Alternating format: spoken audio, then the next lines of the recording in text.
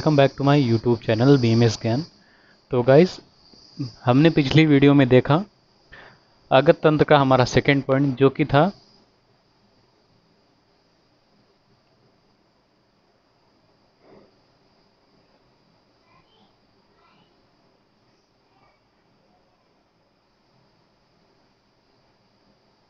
General principle of treatment. ठीक है, तो ये पॉइंट हमने देखा था। तो इसमें हमने पहला पॉइंट कंप्लीट किया था हमारा, जो कि था रिससिटेशन, या इसको हम सपोर्टिव केयर बोलते थे। तो जिन्होंने रिससिटेशन की वीडियो नहीं देखी वो आई बटन पे क्लिक करके देख सकते हैं या डिस्क्रिप्शन में दी गई लिंक पे क्लिक करके देख सकते हैं। आज हम जनरल प्रिंसिपल्स ऑफ ट्रीटमेंट में स्टार्ट करेंगे हमारा रिमूवल ऑफ अनएब्जॉर्ब पॉइजन। जो पॉइजन एब्जॉर्ब नहीं हुआ है उसको बॉडी से कैसे निकालेंगे उसके बारे में हम आज देखेंगे इस वीडियो में या इस लेक्चर में। तो चलिए वीडियो शुरू करते हैं। और वीडियो शुरू करने से पहले अगर आपने अभी हमारे चैनल को सब्सक्राइब नहीं किया, सब्सक्राइब कर दें और बेल आइकन को दबा दें ताकि आप हमारे लेटेस्ट वीडियोस की नोटिफिकेशन सबसे पहले पा सकें। तो वीडियो शुरू से लेकर एंड तक देखिएगा ताकि आपको समझ में आए अच्छे से। ये एक अगत तंत्र और फॉरेंसिक जो मेडिसिन है, ये एक डिफ़िकल्ट सब्जेक्ट है। इसमें थोड़ा समझने की ज़रूरत रहती है, इसलिए मैं इन टॉपिक्स पे वीडियो लेके आऊँगा डेली। तो आप शुरू से लेकर अंत तक वीडियो देखिए और जितना हो सके अपने दोस्तों को शेयर करिए ताकि वो लोग भी इसका लाभ उठा सकें। तो चलिए शुरू करते हैं जनरल प्रिंसिपल ऑफ ट्रीटमेंट के बारे में। तो ये है हमारा रिमूवल ऑफ अनएब्जॉर्ब पॉइजन।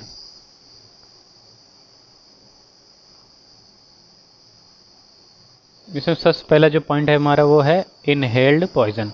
जो पॉइजन इनहेल करके लिया गया है या एडमिनिस्टर किया गया है या गलती से इनहेल हो गया है, उसका हम ट्रीटमेंट कैसे करेंगे वो देखते हैं। तो सबसे पहले इसमें क्या रहेगा कि remove the patient to open atmosphere. तो जहाँ पे वो गैस फैली हुई है या पॉइजन फैला हुआ है वहाँ से उसको हटा के हम खुले वातावरण में पेशेंट को हमको ले जाना है। नेक्स्ट है इंश्योर क्लियर एयर वे। क्लियर एयर वे करना है उसका, जो भी रिस्पायरेटरी पाथ है अगर उसमें कोई फ्रोथ वगैरह है उसको हटा के उसको क्लियर करके उसको रिस्पायरेशन जो होता है वो नॉर्मल बनाना है इफ पॉसिबल। नेक्स्ट है आर्टिफिशियल रेस्पायरेशन एंड ऑक्सीजनेशन। तो ये तो रिससिटेशन वाली कंडीशन है। अगर जो पेशेंट है वो बेहोश हो गया है या सांस लेने में उसको बहुत ज़्यादा दिक्कत हो रही है, वो सांस बिल्कुल भी नहीं ले पा रहा है, तो इस केस में हम आर्टिफिशियल रिस्पायरेशन या ऑक्सीजनेशन की व्यवस्था करेंगे। ठीक है, तो ये हो गया हमारा इनहेल्ड पॉइजन के केस में कि सबसे पहले हमको पेशेंट को खुले वातावरण में ले जाना है, उसका जो ब्रीथिंग एयरवे है उसको क्लियर करना है और आर्टिफिशियल रिस्पायरेशन या ऑक्सीजनेशन अगर देना है अगर वो पेशेंट रिस्पायरेशन नहीं कर पा रहा है। ठीक, नेक्स्ट है हमारा injected poison and snake bite. तो स्नेक बाइट के केस में और इंजेक्टेड पॉइजन के केस में, जब सांप ने काट लिया है या इंजेक्शन के थ्रू पॉइजन पे पर्सन ने लिया है, तो उसमें हम क्या क्या प्रोसेस करेंगे रिमूव करने के लिए अनएब्जॉर्ब पॉइजन को, वो देखते हैं। तो इसमें हम करेंगे यूज़ ऑफ टॉर्निकेट। जहाँ पे स्नेक ने बाइट किया है या पॉइजन जहाँ से इंजेक्ट किया गया है, तो वहाँ पे टॉर्निकेट बांधेंगे ताकि वो जो पॉइजन है वो पूरे शरीर में फैल ना पाए। ठीक है, तो जहाँ पे भी है, चाहे पैर में है हाथ में है, तो कुछ 4 अंगुल 5 अंगुल छोड़ के वहाँ पे हमको टॉर्निकेट बांधा है ताकि वो जहाँ पे पॉइजन है वहीं पे रुका रहे और ब्लड सप्लाई के थ्रू और कहीं या किसी ऑर्गन पे या बॉडी में वो ट्रांसपोर्ट ना हो पाए, फैल ना सके। ठीक, ये तो हो गया टॉर्निकेट। अब टॉर्निकेट बांधने के बाद क्या करेंगे हम, इंसिजन एंड सक्शन। जहाँ पे स्नेक ने बाइट किया है या पॉइजन इंजेक्ट किया है वहाँ पे हम कट लगाएंगे और सक्शन करेंगे, चूस लेंगे। ठीक है, मतलब उस जहर को हमको निकालने की कोशिश करना है आइदर थ्रू सक्शन माउथ से या किसी सक्शन मशीन से। नेक्स्ट है हमारा आइस पैक्स में बी अप्लाइड, और वहाँ पे जलन होगी, बर्निंग होगी, इसलिए हमको आइस पैक अप्लाई करना है। तो इंजेक्टेड पॉइजन या स्नेक बाइट के केस में हमको टॉर्निकेट बांधना है जहाँ पे भी स्नेक ने बाइट किया है, और उसके बाद उसका सक्शन करना है, कट लगा के, चीरा लगा के, और आइस पैक अप्लाई करना है। अब हम नेक्स्ट देखते हैं हमारा contact poisoning either through skin, wound और नेचुरल ओरिफिस। जब कॉन्टैक्ट पॉइजनिंग हो स्किन के द्वारा, स्किन पे कुछ पॉइजन गिर गया है, किसी वाउंड पे गिर गया है, या natural orifice either through mouth या एनस या नोज़, आइज़, ऐसे कुछ नेचुरल जो ओरिफिस है वहाँ पे पॉइजन का कांटेक्ट हो गया, तो वहाँ पे हम क्या करेंगे। तो जो कंडीशन यहाँ पे बताई गई वो है wash the area with water और soap and water. Wash the area with water, soap and water. ये और जो है वो गलती से टाइप हो गया, इसको आप लोग हटा दीजिएगा अपना नोट्स बनाते टाइम। तो आपको क्या करना है, ट्रिपल वॉश करना है। इसको हम ट्रिपल वॉश भी बोलते हैं कि आपको पहले वाटर से, फिर सोप से, फिर वाटर से वहाँ उस एरिया पे जहाँ पे पॉइजन का कांटेक्ट हुआ है उसको साफ करना है। ये तो हो गया कांटेक्ट पॉइजनिंग। चौथा है हमारा इंजेस्टेड पॉइजन। इंजेस्टेड पॉइजन इसमें क्या है, जब हमने माउथ के थ्रू पॉइजन को इंजेस्ट कर लिया है, खा लिया है, तो इस केस में क्या करना है हमको। सबसे पहले जो हमको करना है कि एडमिनिस्ट्रेशन ऑफ मिल्क और water for dilution of toxin. तो जितना हो सके हमको मिल्क, दूध का या पानी का प्रयोग करना है ताकि जो टॉक्सिन है या पॉइजन है उसका डाइल्यूशन हो सके। डाइल्यूशन होने के बाद टॉक्सिन का या पॉइजन का जो असर रहेगा, इफेक्ट रहेगा, एक्शन रहेगा, वो कम हो जाएगा। तो हमको जितना हो सके हम पानी पिएंगे, उसके कारण पॉइजन का डाइल्यूशन हो जाएगा। नेक्स्ट इसमें हम क्या करेंगे, इसमें हम इंडक्शन ऑफ वॉमिटिंग, तो हम वॉमिटिंग करा सकते हैं। आगे हम वॉमिटिंग के बारे में पूरा डिस्क्रिप्शन देखेंगे। इसके बाद हम वॉमिटिंग कराने के बाद और क्या करा सकते हैं, तो हमारा है गैस्ट्रिक लावाज। गैस्ट्रिक लावाज भी करा सकते हैं, ठीक है। तो अब आते हैं हम इंडक्शन ऑफ वॉमिटिंग के बारे में पढ़ेंगे। तो इंडक्शन ऑफ वॉमिटिंग के बारे में क्या है, डिफिनीशन देखेंगे पहले सबसे कि जो वोमिटिंग है ये क्या है। इट इज रिमूवल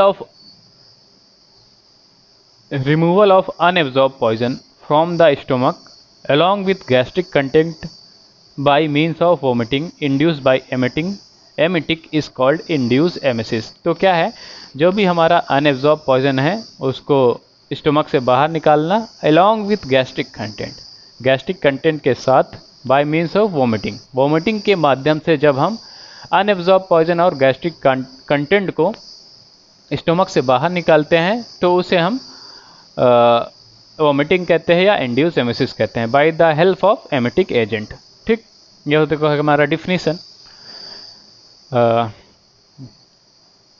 इसमें क्या है, इंडिकेशन है कब हम इसका यूज़ कर सकते हैं वोमिटिंग का। तो any ingested poison within 4 to 6 hour. जब कोई पॉइजन जब इंजेस्ट कर लिया है किसी पर्सन ने, 4 से 6 घंटे के अंदर हमको वोमिटिंग कराना है। उसके बाद क्या होता है, 4 से 6 घंटे के बाद मैक्सिमम पार्ट ऑफ पॉइजन या maximum quantity of poison absorb हो जाता है, जिसके कारण हम वोमिटिंग कराने के बाद भी कोई फ़ायदा नहीं रहेगा। इसलिए 4 से 6 घंटे के अंदर ही हमको वोमिटिंग कराना है। इसके बाद हमारा इंडिकेशन के बाद हम कौनटा इंडिकेशंस नहीं मेथड्स देखते हैं।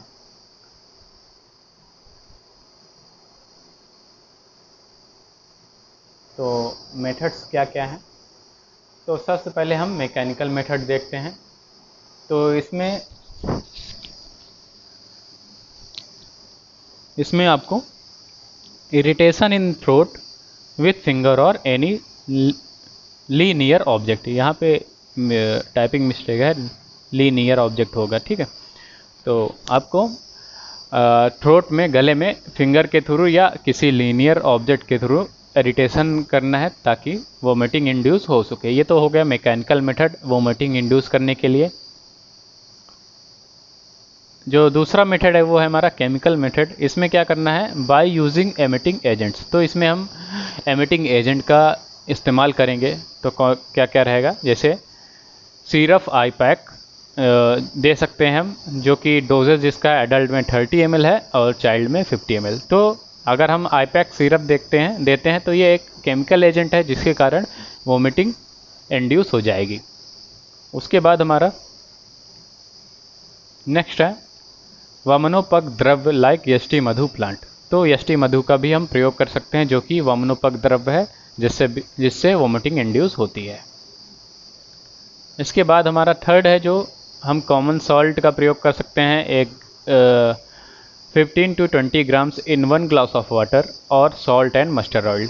या तो हम सॉल्ट और मस्टर्ड ऑयल का प्रयोग कर सकते हैं वोमिटिंग कराने के लिए, या कॉमन सॉल्ट का प्रयोग कर सकते हैं, यूज़ कर सकते हैं। 15 से 20 ग्राम हम कॉमन सॉल्ट ले लेंगे, हमारा जो घर में नमक रहता है 1 गिलास पानी में उसको दे सकते हैं, उससे भी वोमिटिंग हो जाती है।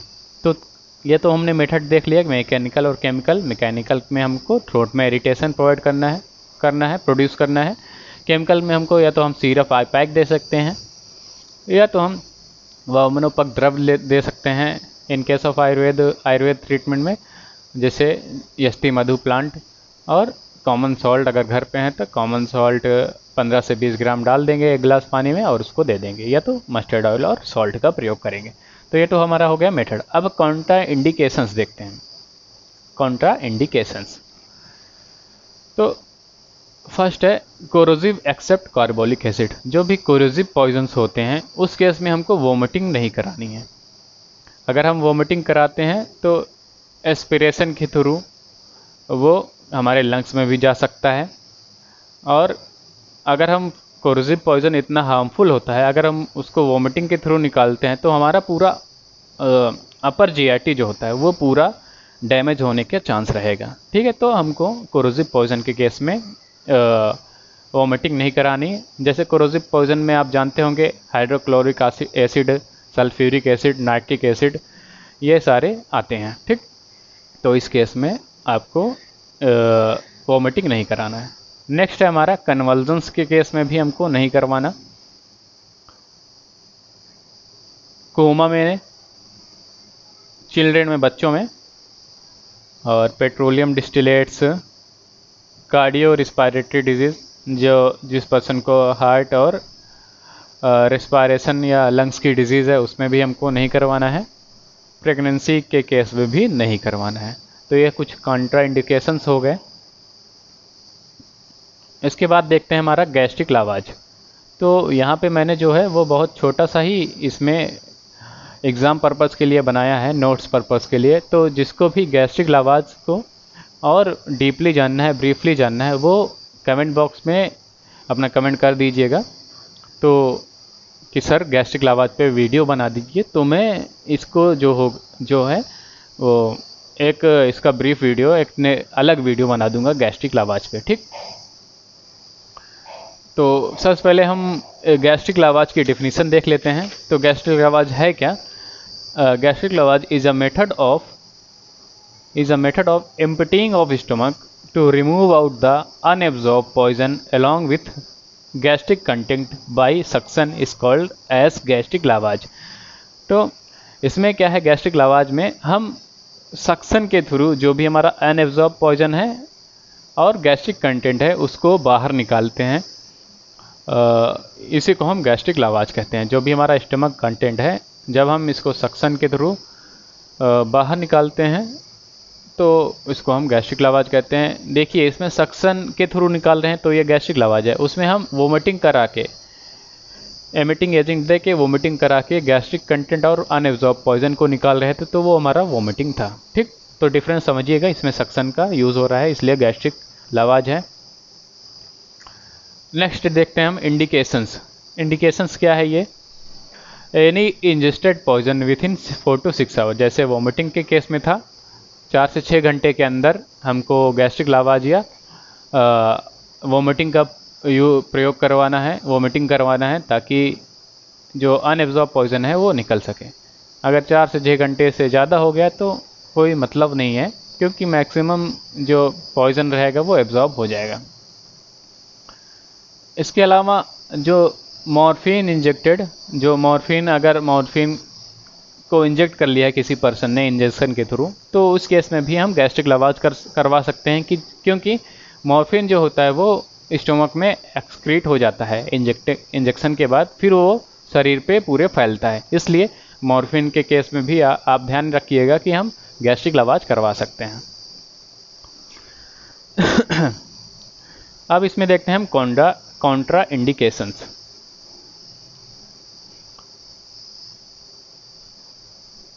तो पहला हमारा कन्वल्जन्स के केस में भी नहीं करवा सकते, वॉमिटिंग में भी हम कन्वल्जन्स के केस में भी नहीं करवा रहे थे, चिल्ड्रेन में बच्चों में भी नहीं करवा रहे थे, और कोमा और पेट्रोलियम डिस्टिलेट्स में भी नहीं करवाना है हमको गैस्ट्रिक लवाज। तो गाइज यहाँ पे हमने देख लिया हमारा रिमूवल ऑफ अनएब्जॉर्ब पॉइजन। इसमें कोई भी प्रॉब्लम हो तो कमेंट बॉक्स में या हमारे इंस्टाग्राम हैंडल, जिसकी लिंक मैंने डिस्क्रिप्शन में दे दी है, वहाँ पे आप अपना क्वेश्चन हमें मैसेज करके पूछ सकते हैं या कमेंट बॉक्स में भी पूछ सकते हैं।